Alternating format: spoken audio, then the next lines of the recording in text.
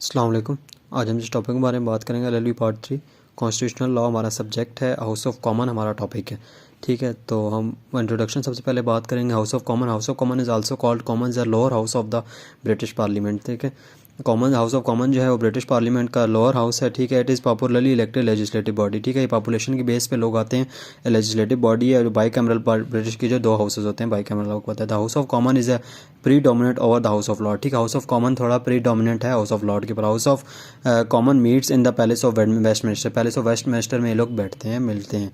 The structure of the house of common composition अगर हम लोग बात करें तो इसके 650 मेंबर्स होते हैं। They are elected from a single member constituencies also. ठीक है, जो सिंगल मेंबर हल्के होते हैं उनसे वहाँ से इलेक्ट होते हैं। ठीक है, only the basis the basis of age, on the basis of age. ठीक है, every man and woman has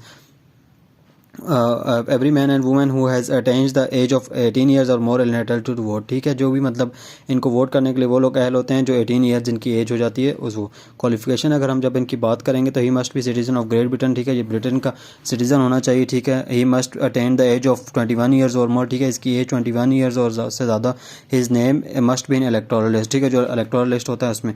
अब इसमें एक्सेप्शंस हैं, कौन कौन से लोग इसमें पार्टिसिपेट। एलियंस, ठीक है, member of House of Lords. House of Lord जो होते हैं bishop of the Church of England, जो बिशप हैं। बैंकरप्ट जो लोग होते हैं, कन्विक्टेड क्रिमिनल्स जो होते हैं जिनको सजा हो चुकी होती है, वो इसमें अप्लाई नहीं कर सकते। अब मेथड ऑफ इलेक्शन की अगर हम बात करें, for the purpose of the election of House of common the whole country is divided into single member constituencies. ठीक है, अब सबसे अगर मेथड ऑफ इलेक्शन की बात करें तो होल कंट्री को डिवाइड कर दिया single member constituency. Conventionally all British election are held on Thursday. ठीक है, थर्सडे को इन्होंने कहा है कि कन्वेंशन इनकी है कि थर्सडे को इलेक्शन होंगे। Candidate for constituency must be nomination first भी सबमिट। ठीक है, उसने नॉमिनेशन पेपर सबमिट करने हैं 10 रजिस्टर्ड वोटर्स के साइन के साथ। ठीक है, in the electoral constituency every adult man and woman vote secretly. जो हमने पहले बात की, इसके अपनी चॉइस के मुताबिक वो वोट कर सकता है जिसकी एज जो है ना 18 साल। After voting the votes are counted and the candidate getting the maximum vote declare elected. ठीक है, जो मतलब सबसे ज़्यादा वोट लेता है, जैसे हर जगह पे डेमोक्रेसी में होता है। ठीक है, अब अगर हम टेन्योर में अगर हम बात करें, अंडर द पार्लियामेंट एक्ट 1911। ठीक है, 1911 से पहले इनका कुछ और सिस्टम था।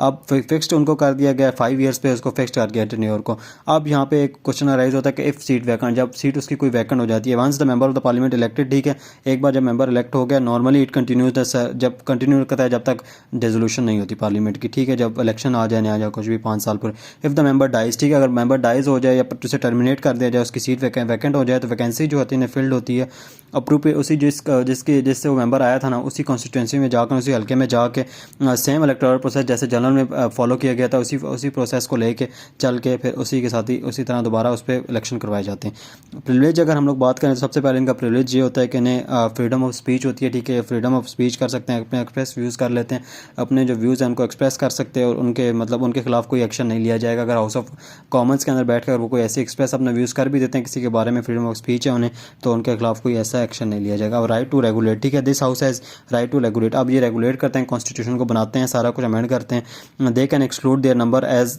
The time of necessity. ठीक है, अपने नंबर्स को एक्सक्लूड वगैरह किसी बंदे को टर्मिनेट वगैरह भी कर सकते हैं। अब फ्रीडम ऑफ अरेस्ट की अगर बात करें, members are not arrested in civil suit. देखिए, अगर कोई सिविल सूट है उनके खिलाफ तो उनको अरेस्ट नहीं किया जाएगा।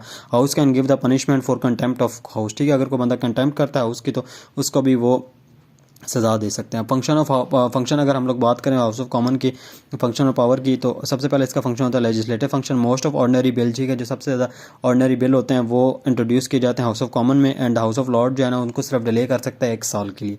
ठीक है, सिर्फ उन्हें डिले कर सकता है। कॉन्स्टिट्यूशनल फंक्शन की अगर हम लोग बात करें तो इसमें कोई इंग्लैंड में जो है ना कोई डिस्टिंक्शन नहीं है, जैसे हमने पहले बात की हुई है बिटवीन ऑर्डनरी और कॉन्स्टिट्यूशनल लॉ में कोई इसमें डिफरेंस नहीं है। तो जो लॉ एक बार पास हो गया पार्लियामेंट से वो कॉन्स्टिट्यूशन है। ठीक है, अब इसके बाद अगर हम लोग बात करेंगे फाइनेंशियल फंक्शन की, ठीक है, money bill can be introduce in House of Common only. ठीक है, मनी बिल को इंट्रोड्यूस हाउस ऑफ कॉमन में किया जाता है। If there is a duplicate whether if there dispute whether concern bill is money bill और not. ठीक है, अगर कोई ऐसा डिस्प्यूट आ जाता है कि वो जो कंसर्न बिल है वो मनी बिल है या नहीं है, तो जो स्पीकर होगा हाउस ऑफ कॉमन का ना, उसका जो डिसीजन होगा वो फाइनल होगा।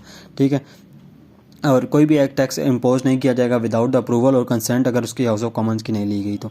कंट्रोल ओवर एग्जेक्टिव मेंबर जो होते हैं ना हाउस ऑफ कॉमन के, वो कैन आस्क फिर वो क्वेश्चन पूछ सकता है एडमिनिस्ट्रेटिव से अबाउट एडमिनिस्ट्रेशन। जो मिनिस्टर्स हैं ना उनको क्रिटिसाइज भी कर सकते हैं, उनसे क्वेश्चन भी पूछ सकते हैं मेंबर ऑफ द हाउस। ठीक है, और अगर किसी इशू के बारे में अगर उनका जो अटेंशन ड्रॉ करनी है गवर्नमेंट की या मेंबर कैबिनेट की, ठीक है, तो उसके खिलाफ उसको भी ये अटेंशन उसकी ड्रॉ कर सकते हैं। अब जुडिशल फंक्शंस की बात करें तो हाउस ऑफ कॉमन जो है ना रिकमेंड कर सकते हैं किंग को कि रिमूव हाई हाई कोर्ट जजेस अगर कोई इनके खिलाफ कोई इम्पीचमेंट की कोई मूवमेंट वगैरह चला के उधर से कर सकते हैं। अब अगर उसके बाद दूसरा है it can take action against the who commit contempt of house, ठीक है। अगर किसी ने कंटेम्प्ट ऑफ हाउस की है तो उसके खिलाफ भी अगर किसी जज ने या किसी ऐसे बंदे ने किसी ने भी अगर किया तो उसके खिलाफ भी जा सकते हैं ये लोग। इलेक्टोरल फंक्शंस की अगर हम बात करें, members of this house elect speaker and the speaker, deputy speaker and the prime minister is from house of common, ठीक है। कन्वेंशन एंड के प्राइम मिनिस्टर जो है वो भी हाउस ऑफ कॉमन से होगा। रिलेशनशिप, अगर गवर्नमेंट के साथ हम इनके रिलेशनशिप की बात करेंगे, इनका रिलेशनशिप कैसा होता है, गवर्नमेंट दो is dot not formally elect prime minister, ये कोई डायरेक्टली प्राइम मिनिस्टर को फॉर्मली इलेक्ट नहीं करे, but the position of the parties in House of common have a great importance, पर जो पार्टी की इंपॉर्टेंस होती है ना, पार्टी की जो स्ट्रेंथ है या पार्टी की पोजीशन है हाउस ऑफ कॉमन में, बहुत मैटर करती है कभी भी प्राइम मिनिस्टर के लिए। By the convention the prime minister is answerable to the house of Common and must maintain a support of Commons, ठीक है। अब वो कहते हैं कि जो प्राइम मिनिस्टर है ना, उसकी जो है ना वो आंसरेबल है हाउस ऑफ कॉमन्स को, और उसको चाहिए कि वो अपनी जो सपोर्ट है, जब तक उसकी सपोर्ट उसे हाउस ऑफ कॉमन की मिलती रहेगी तो वो प्राइम मिनिस्टर रहेगा। जैसे ही वो नहीं मिलेगी तो हाउस ऑफ कॉमन में indicate the lack of support to the government by passing a motion of no confidence. अगर हाउस ऑफ कॉमन ने मोशन ऑफ नो कॉन्फिडेंस कर दिया तो प्राइम मिनिस्टर रिजाइन कर जाता है, पार्लियामेंट डिसॉल्व।